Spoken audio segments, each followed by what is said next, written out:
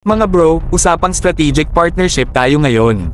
Napansin nyo ba kung gaano ka-supportive si US President Donald Trump sa mga bansang bumibili ng American military products?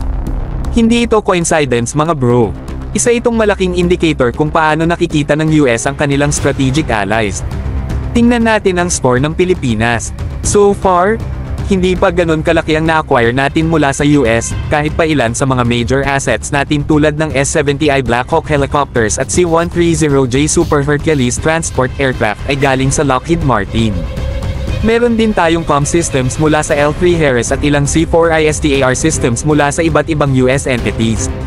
Pero compared sa ibang ASEAN neighbors, mukhang may room pa para mag-expand.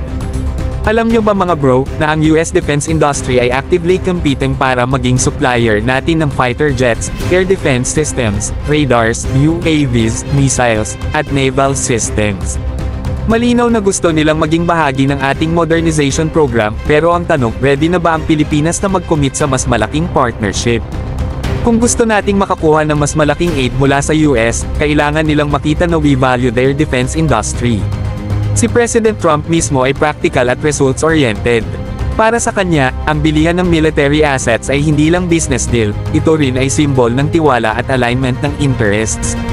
Kapag mas ramdam nila ang support natin, mas magiging bukas ang pinto para sa tulong at cooperation.